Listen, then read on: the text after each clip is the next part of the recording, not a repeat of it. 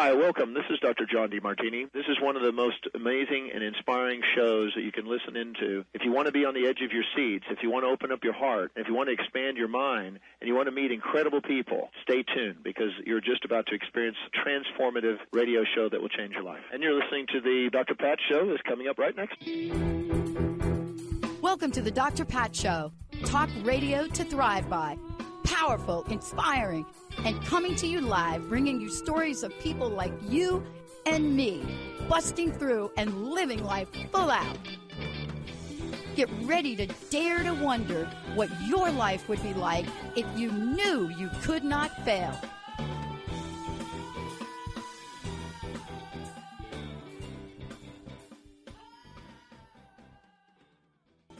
Hey, everybody, welcome. It's so great to have all of you tune us in and turn us on. I've got a great, this is really going to be fun. One of the most interesting and insightful conversations that nobody has been willing to have. And that is Changing Children's Lives with Hypnosis. It's a great book by Dr. Ran Anbar. But before we do that, I want to give a shout out to Benny, Jacob, and Olivia. How's everybody doing? It does take a village, doesn't it? I'm good, Pat. Thank you. Yeah. So I speak for everybody. Apparently, there. I know you do because they're all they're real quiet. Totally. I know. I'm a big mouth, so I can fill in for everybody. And you just fill it right in. It's just like fun. Well, of course, Olivia is probably dying to say something, but she's our silent partner in the whole scheme of things. You know, one of the things I love is that just when you think you've been doing this for a really long time, some people say it's a really long time. I don't know that 20 years is a long time. It just doesn't seem like that.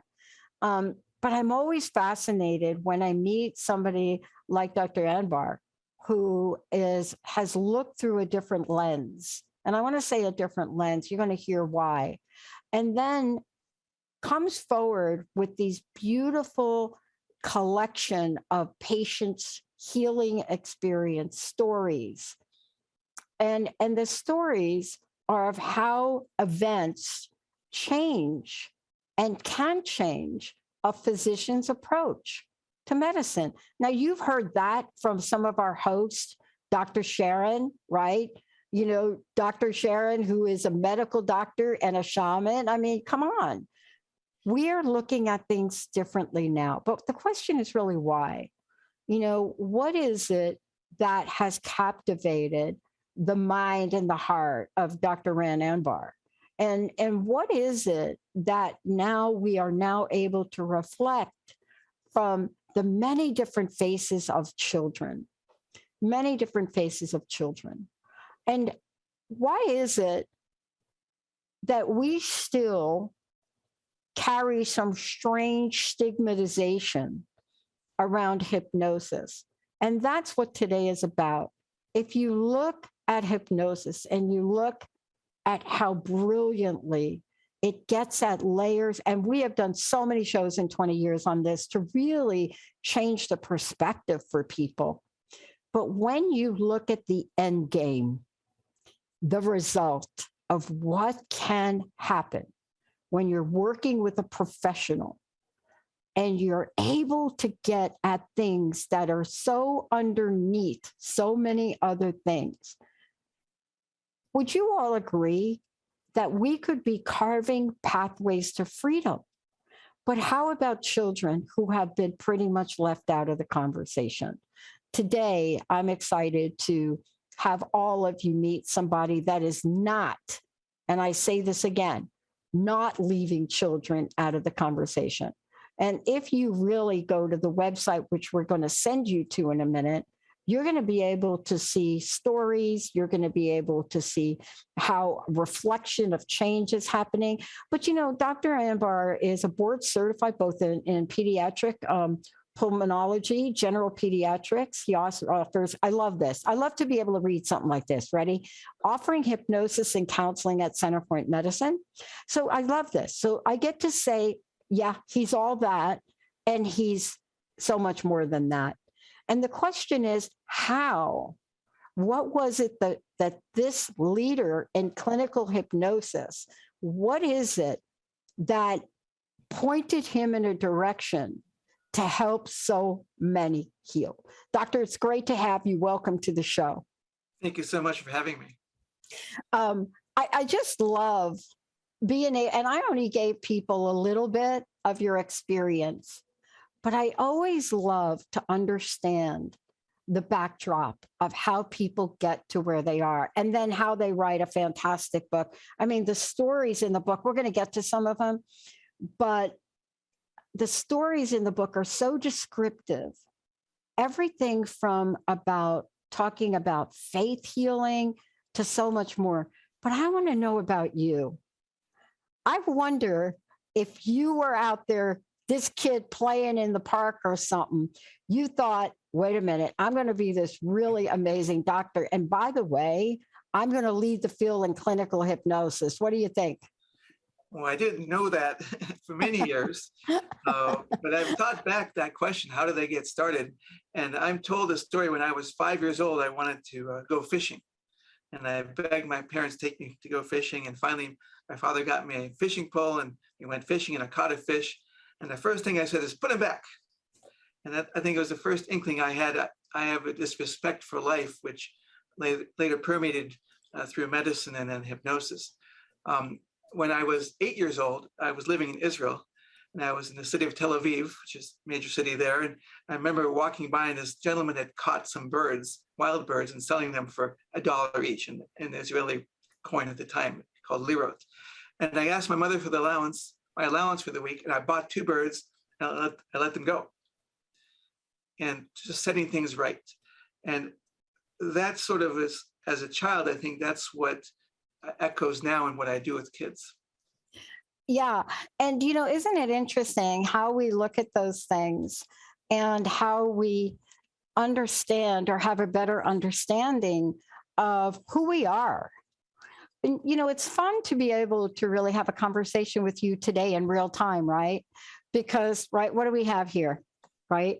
Have this fantastic book, which obviously to me, this has been a labor of love. I mean, labor of love, but it must have taken so much to be able to respectfully represent these stories. What was that like for you when you've gone through this and you thought, changing children's lives with hypnosis, a journey to the center?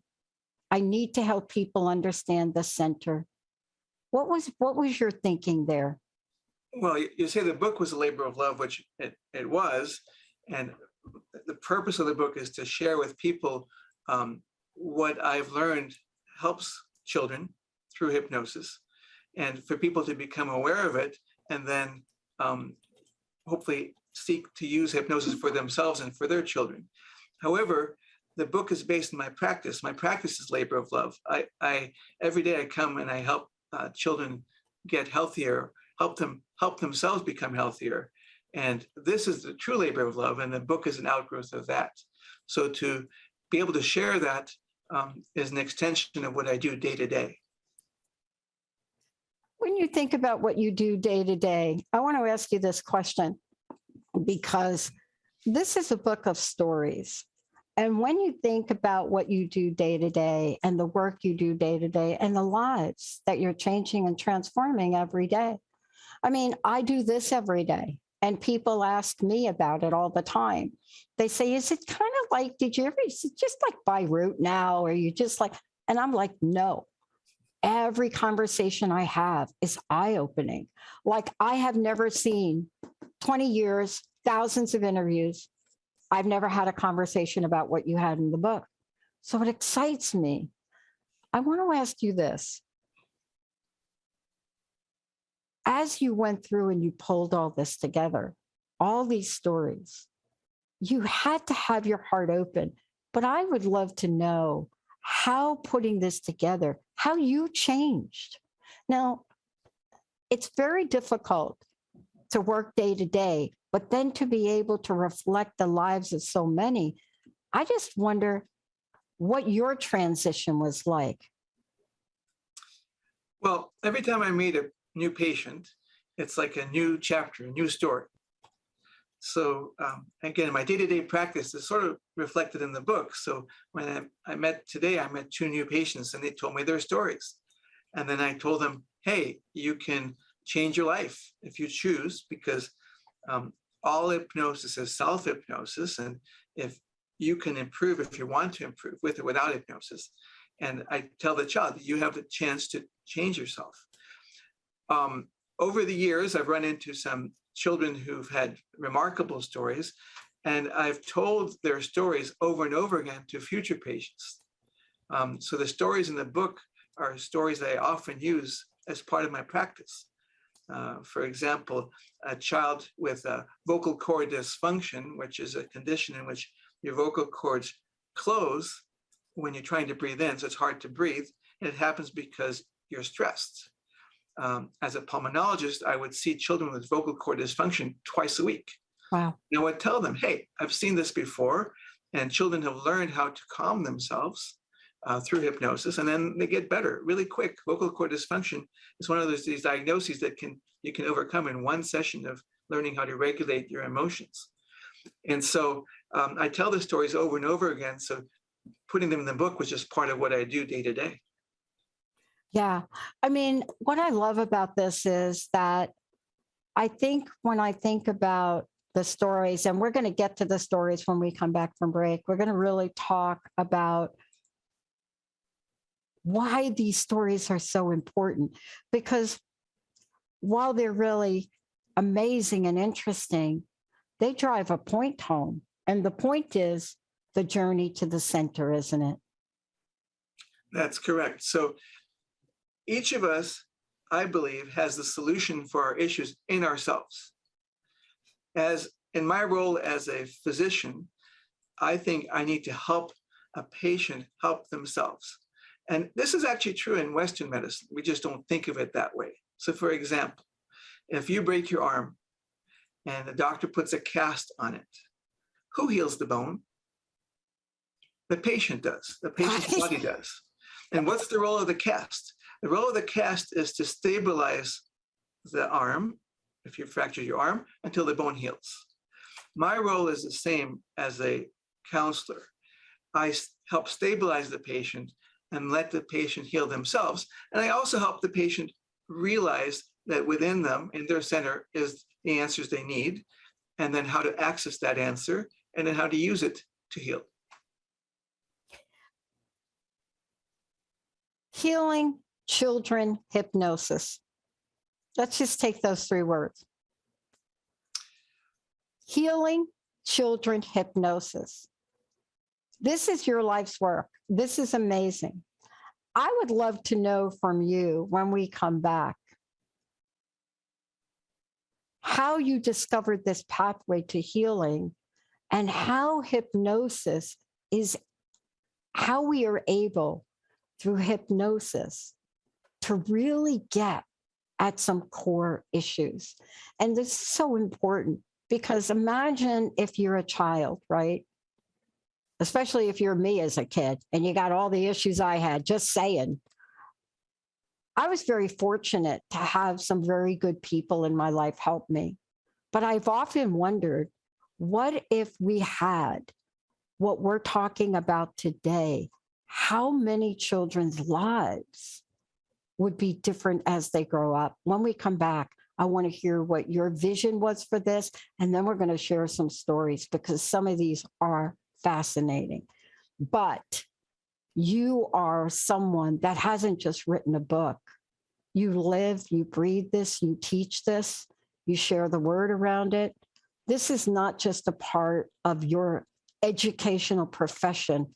This is a soul journey for you. When we come back, we need to really get underneath the center of Dr. Ran. Let's take a short break, everybody. We'll be right back.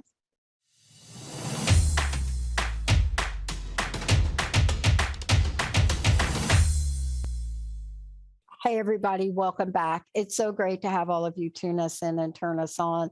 Those of you that are listening to the live stream, you heard me talk. You heard me talk with Dr. Anbar for a minute here about why it's not just a book, it's what he's doing.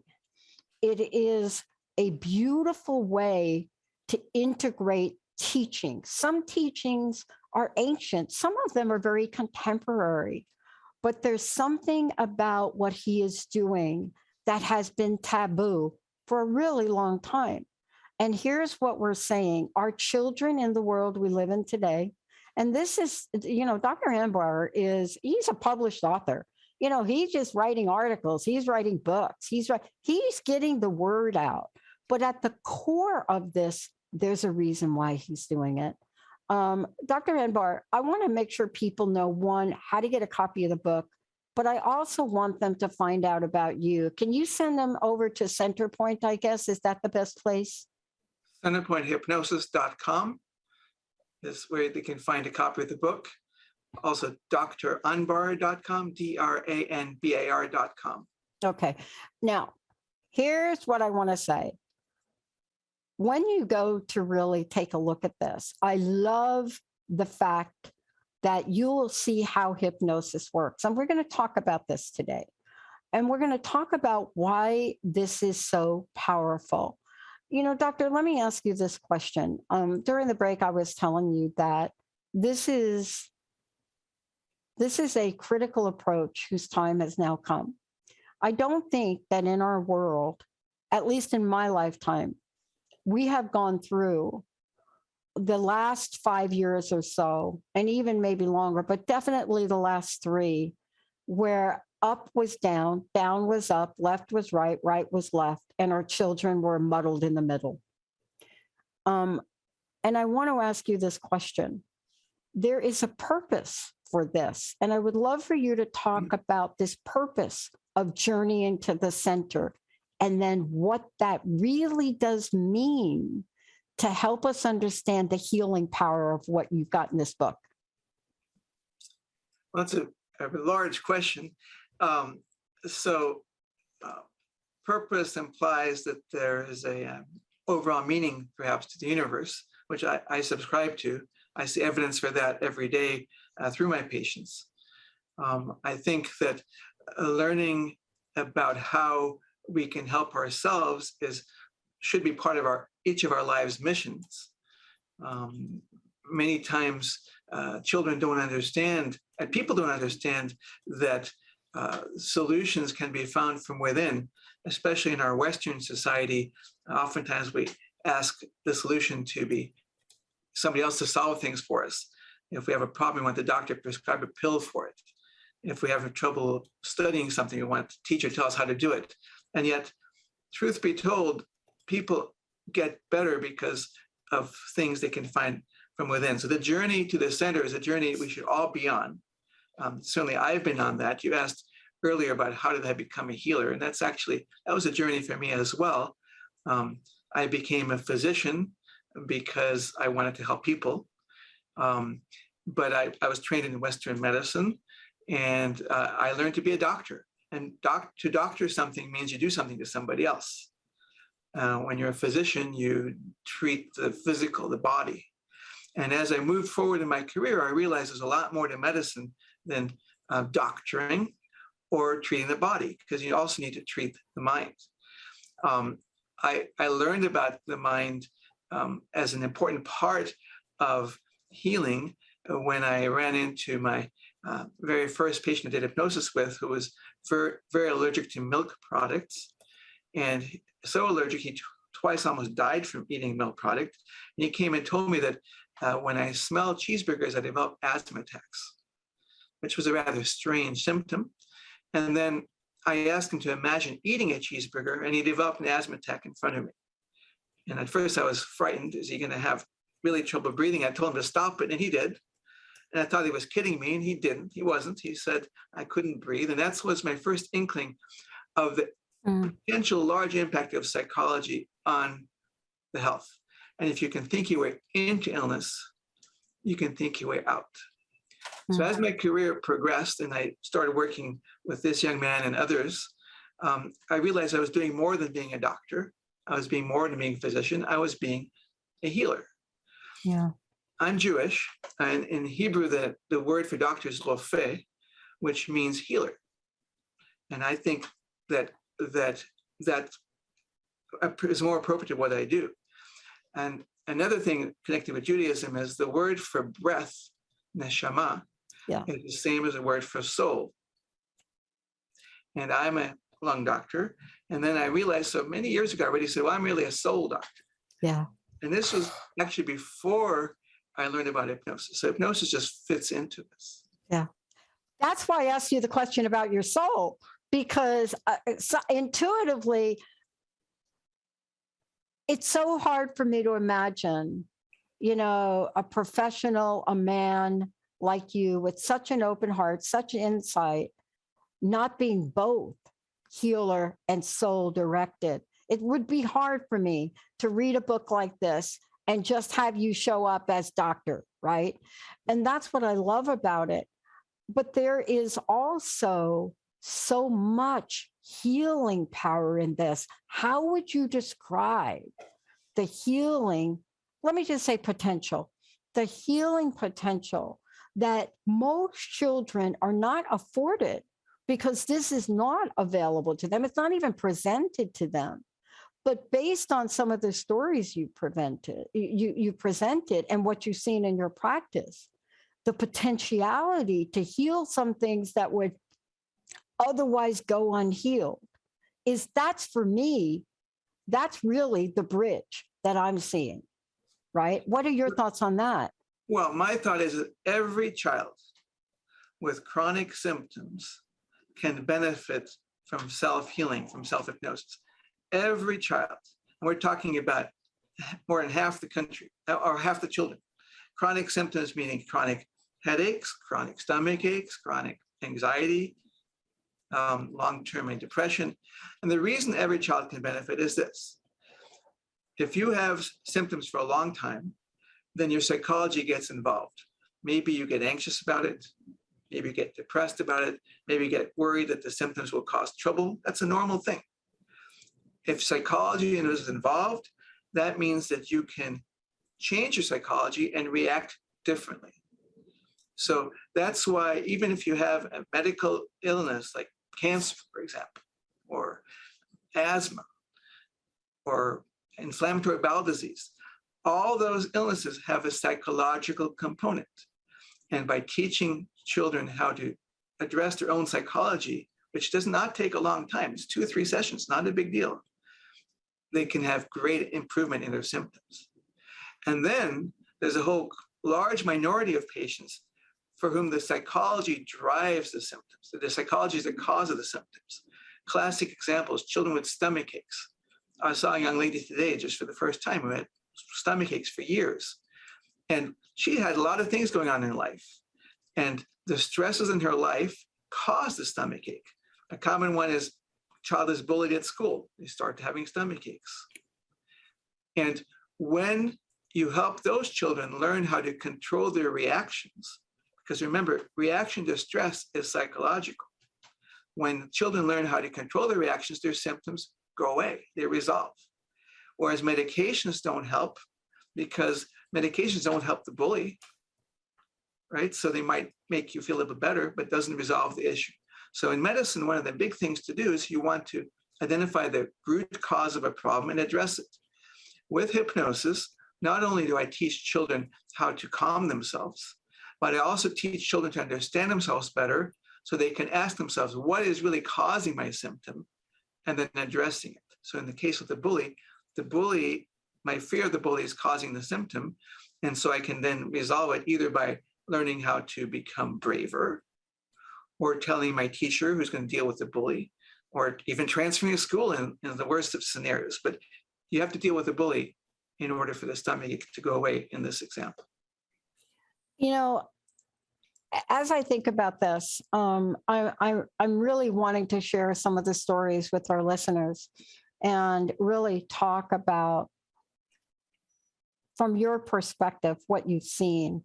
They don't have the benefit of having the book in front of them. They don't have the benefit of some of the questions that have gotten asked and some of the answers that are in here and some of the dialogue that is in here. And I was so thrilled to go on in the book later to chapter 4, I guess, or part 4, the power of spirit. See, that is, to me, that is the tipping point. Jung talked about spiritual experience. He wished he could have done more. It's often hard to have a conversation about this level of transformation without being a little bit all-inclusive, isn't it? That's correct. Yeah. I want to take a short break, Benny. When we come back, we're going to share some of the stories, but we're going to talk about why some of these elements are important. Why is the power of spirit important? What is it about that can elevate us beyond perhaps even our mind, beyond possibly what we can even imagine? Let's take a short break. We'll be right back, everyone.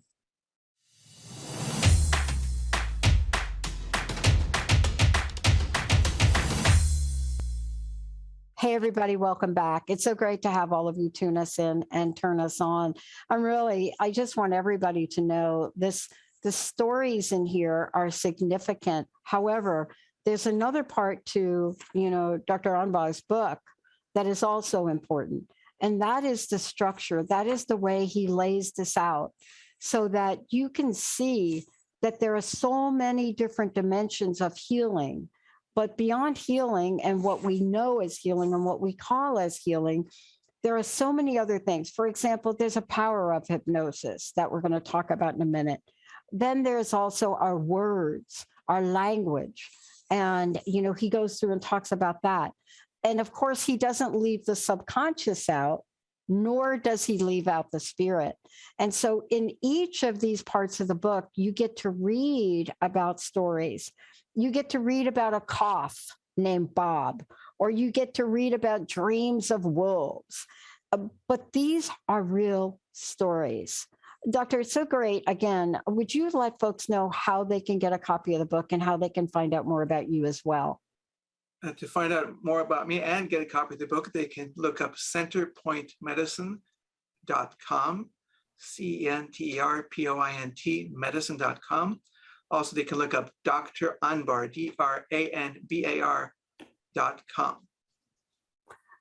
So I want to talk a little bit about a couple things, and especially about the fact that you've included some things in this book that are insightful.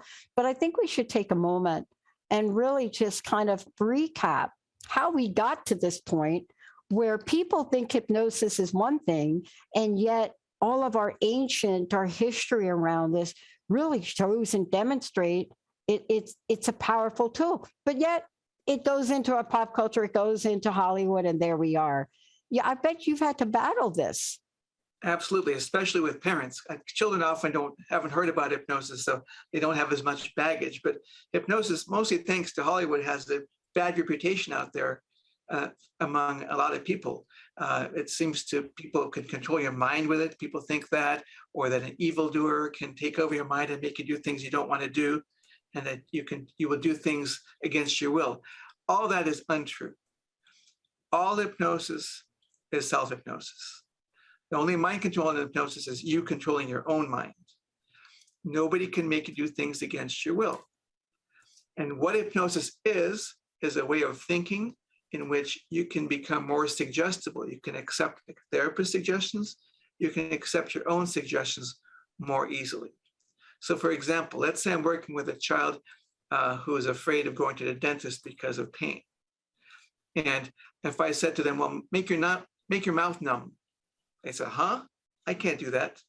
But if they're in a state of hypnosis, if they've learned to relax with hypnosis, and I say, allow your mouth to become numb, it can become numb. They don't reject it. That's the hypnotic state. You're able to accept suggestions more easily. That's in a nutshell what happens. I want to ask you a question, and maybe you can share this.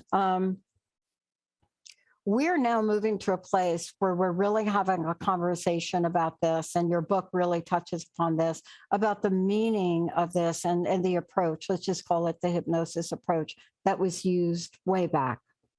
And that's really what we need to bring forward to explain. This is not something that popped up yesterday. This is used by indigenous people. I think you and I were talking about Egypt. Give us a little backdrop about that, because I've often thought, if those folks didn't use some of the healing approaches we're talking about today, I don't know that we'd actually even be here at some level. It's interesting. So we talked about the dream incubation centers in Egypt that people would get insight through that. There's some thought that people who are gifted at hypnosis, because some people are more skilled at it than others, and I'm talking about the patients, not the healers, although healers also need to be gifted in how to communicate the hypnosis. But people are very responsive, that perhaps they had a survival advantage, that if they worked with a shaman, for example, and they healed because of it, they're more likely to survive. And so the genes that make us predisposed to do well in hypnosis are the ones that are passed along. And maybe this is why people are open to being guided with hypnosis. So it has an ancient history. I think it's maybe the earliest use of hypnosis was in the book of Genesis, when God made Adam fall asleep to take out one of his ribs. How did he make him fall asleep? Maybe it was hypnosis. It's been around for thousands and thousands of years. You know, this really leads me to the point of why we're having a conversation and why you wrote a book. You obviously have had the experience of seeing how powerful and powerfully hypnosis heals. I want to take a moment. Are there any stories in here that you would like to share where you almost did a second take? Honestly, for me, almost every one of these, I'm doing a second take. But I would just like to know from your perspective where it really hit the core of why this is a powerful, powerful, powerful approach. Yes. So I told you about my patient who developed an asthma attack from smelling a cheeseburger. His name was Paul. And with him, he's the patient I first started doing hypnosis with. I wanted to send him to a psychologist who could teach him hypnosis, to teach him to control his reactions that led to his breathing problems. And he didn't want to go see a psychologist. He wanted to work with me. And under the supervision of a local psychiatrist, I started learning about hypnosis. And I read about it, and then I would practice with Paul. And one of the things I read about was interacting with the subconscious through something called ideomotor signaling. And that method, patients' subconscious can be taught to move their fingers to respond yes or no to questions that the therapist might ask. So I did that with Paul, and I asked the subconscious some yes or no questions. And very quickly, I got tired of asking yes or no questions, like playing a game of 20 questions. It can be tedious. And I asked the subconscious, would you talk to me? And he said, yes. So the next time we met, I was going to talk to a subconscious for the first time. And I was very, very excited. I knew about Freud and Jung, about their ideas of subconscious, and I prepared a list of 50 existential questions that I read to Paul, to his subconscious. Questions like, what is love? Who is God? Have you been to heaven? What is music? Like really tough questions. And then I asked his subconscious all those questions, and he had answers with no hesitation to every single question. The only question he didn't get quite right is I asked him if he could channel my grandmother who had passed away, and he said he could not. Although I have met patients subsequently who have said they've been able to channel people who have passed. When he came out of hypnosis, he had no recollection of what had happened, which is typical when you interact with the subconscious. So if you do standard hypnosis and relax, you'll remember what happens. But if your subconscious gets involved, you often don't remember. It's sort of like the experience you might have when you wake up from a dream. First you remember the dream and it fades really quickly because the dreams come from subconscious as well. So when he came out of hypnosis, I had no recollection of the subconscious answers. I asked him the same questions again. And he gave me different answers, much more superficial answers. For example, when I asked him about his subconscious about love, he gave a very profound answer about how poetic answer, I can't even repeat, a very, very poetic answer about love. When I asked him the same question, when he was out of hypnosis, he started giggling. He said, well, I've never been in love. I'm not really sure. I can't really tell you. And the difference between the subconscious knowledge and wisdom to the conscious knowledge and wisdom was striking. And that was an aha moment for me. And I've seen that repeated over and over again. And remember, the subconscious is within each one of us. So by teaching kids to access the subconscious, you teach them to access this great source of wisdom and intelligence that they didn't realize they had. And that's probably the most profound thing I've learned. That is, it is a profound thing, but also there's such enormous opportunity for transformation in that too. And isn't that really, that discovery or that knowledge or that insight or that revelation, let's say, it really can put children in another trajectory, right?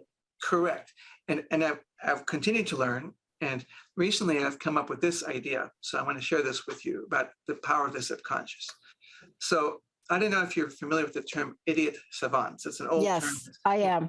It's pejorative these days, but this is referred to people who are born with mental challenges, but they have a savant ability, a brilliant ability, maybe in music or math, or they can tell you what day of the week any date in history was. So nobody could quite explain how these people come to be. But then there's another term called acquired savants. And these are people who've developed a left brain injury, and like through trauma in war or something. And after that, they develop a savant ability they never had before. Suddenly they might be gifted in math or music, which they never had before. And scientists and physicians say, well, the reason is that the left brain must have suppressed the savant ability. And that never quite made sense to me. Why, whether you believe that God created us or that we're a product of evolution, what would be the purpose of having a savant ability that's suppressed for your entire life? That doesn't make sense to me. It would take a lot of energy and a lot of work to get that ability if you never can express it. So I have a different idea. And this is an idea. It hasn't been proven, anything like that. I think that the right side of the brain, which is a lot of the subconscious work takes place in the right side of the brain, has a conduit into the universe beyond. I believe that when we pray through that conduit on the right side of our brain. I think when we get insights, or if people say they've seen spirits, it's through that right conduit. And I believe the left brain suppresses that conduit. And that when the left brain gets injured, that conduit is open and we are able to develop savant abilities, for example, by bringing things in from outside of ourselves. And I also want to tell you why I think we suppress that ability. Because if we have this open conduit to the rest of the world and we see spirits or have what people call hallucinations, people think you're nuts. That can't be real. And so we learn very fast in the Western society to ignore it, to shut it down. We teach, I think, our kids to stop allowing the conduit to be open. There are cultures around the world, but for example, seeing spirits is normal. People see day to day, and people think you're fine. And people in those cultures, they don't find this at all unusual, but in the Western culture, we do. And I think that's what's going on. And when we do hypnosis, when we teach you to park your conscious mind in hypnosis and allow your subconscious mind to express itself, for some of my patients, this conduit opens and they're able to access a lot of amazing material. When we have this access to amazing material and we have this access to working with someone like you, I think we need to put it together. I think we need to put the idea that we are now in a process of discovery, just like the story you told, just like so many more in your book. And there's always this next part that's like, what now? Right? And I think we should talk about that a little bit, because the stories, and what you've shared, these are more than stories. These are transformational life events here for children. And yet they beautifully depict something. And then there may be more to do. Can you talk to that more to do? Sure. So once a child, oftentimes I forget why the child first came to see me, because their initial symptom is gone. And once that happens, I will tell the child, do you want to keep working with me, or are you done? And some children want to keep learning more about themselves. And that's when the amazing transformation can occur, whether they learn to become more creative, whether they can start channeling poetry and producing poetry that they feel is just flowing through them rather than from them. A lot of great poets talk about channeling poetry. This is where children can really gain insight in ways that they might not otherwise. A story in the book that was very touching was of a young man who lost his mother. His father had left him many years beforehand, and the mother had just passed, and he was in the grieving process. And I gave him the opportunity to use hypnosis to interact with his mother. So he went into hypnosis, invited his mother to talk with him, and then he had an interaction with her, which he later said felt very real. He felt it was real, and his grief process changed completely. He got much further along than he had been. And I've done this time and again with children who have lost loved ones. Yeah. They have an experience which they believe is real. And while I can't say for sure, I believe it's real too. It feels very real. And the transformation you see is amazing. I think that's what you're talking about in terms of where we can go from here. Yeah. And I think this is why we're talking about it as you say in the book, changing children's lives with hypnosis, a journey to the center, because we're talking about real change. We're talking about, for whatever the situation might be for a child, could be anything. It could be trauma. It could be so many things, without having healing, without having an intervention around here, without having this solution that you present in the book, the child will go on with their lives and they will carry all of this, whatever this is, with them. And that's really critical because, what if we could, right? What if children, especially children now coming out of the pandemic, who don't even know the depth and the breadth of perhaps what they've seen. There have been children now coming out of this that have watched both parents get drunk 2 or 3 nights a week. I mean, I'm just talking a little bit of stuff. But this is really now, this shouldn't be the anomaly to healing, right? What would it take? What is your vision to be able to bring this in and have this be more fully accepted, acknowledged, learned, and then delivered? Well, that's my daily question that I ask. Yeah. Hypnosis in its modern form has been around 70 years. In the 1950s, both the American Medical Association and the British Medical Society said hypnosis is a legitimate tool for pain control in medicine. And yet, when I went to medical school in the 1980s, nobody ever talked to me about hypnosis.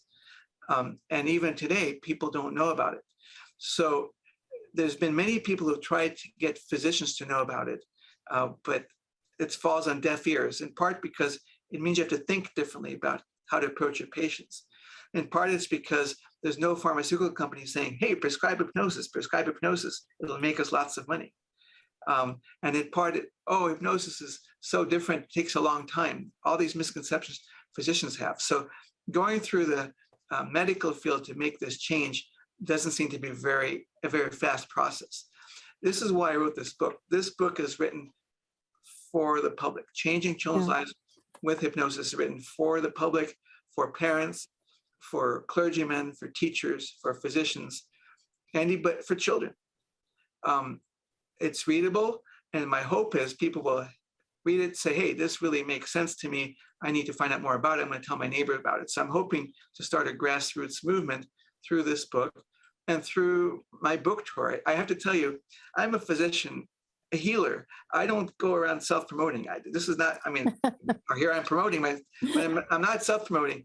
I'm promoting this idea people can help themselves. And you're so right. There's so many people out there who could be helped, who don't even realize there's an option out there. And that's my job, your job, and listeners to this broadcast. I'm hoping they take up the challenge to spread the word. Yeah.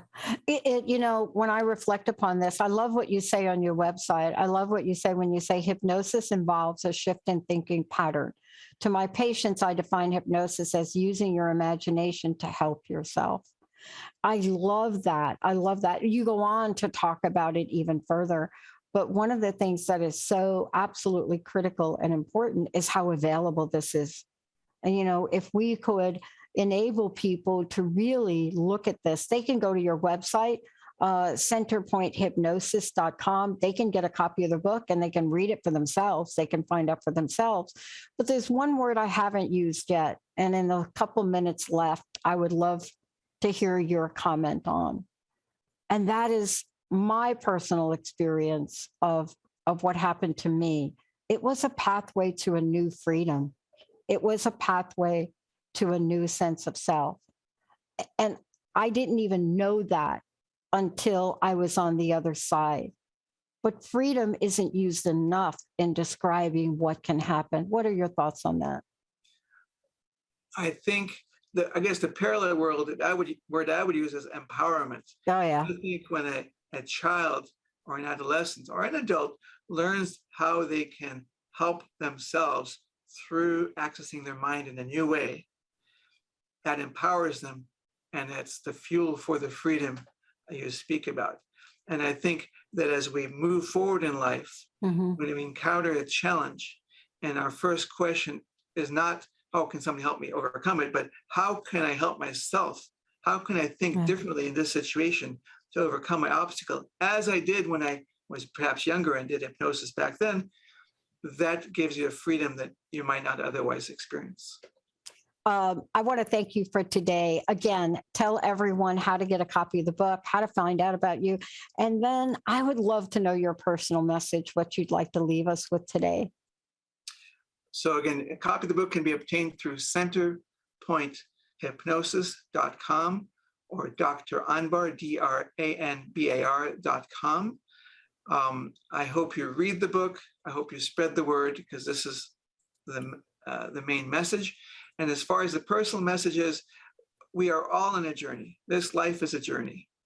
The journey that I think is most productive is a journey we take into ourselves, into our center. Join us. And I want to just say to everybody, when you go to the website, Centerpoint Hypnosis, you're going to find a lot of tools there. Everything from a quiz you can download to take, to stories, to what people are saying about the book, to what hypnosis is. And again, please reach out. Please reach out. Please contact Dr. Anbar. Please reach out. Ask your questions, because that is the point of the beginning. That is the point when you're willing to say, let me check this out. Let me see if there's another way. And then from that point on, it's like you say, we can change it. We can change the thought pattern. We can change our lives, and we can carve a pathway that is so healing. Thank you so much for everything you're doing. Thank you for writing not just an inspirational book, but the stories are just fascinating. There's a couple of them that I read over again, especially the one about Yogi Berra and the Yankees. I had to read that one over a couple of times. Thank you so much for everything you're doing. Thank you so much for having me. Yeah, and I want to give a shout out to all of you. I know many of you have sent us emails and have asked us, how do we go about this? How do we heal? What is the next step for us? What happens if we don't address some of the things we're seeing in our children? All I'm saying is go over, take a look at Centerpoint Hypnosis, decide for yourself. But there's a lot of information here that might guide you to something you hadn't thought about doing before. Thank you, Doctor. Thank you, Benny. Thank you, Olivia. Thank you, Jacob. And thank you for being the best audience on the planet. We'll see you next time.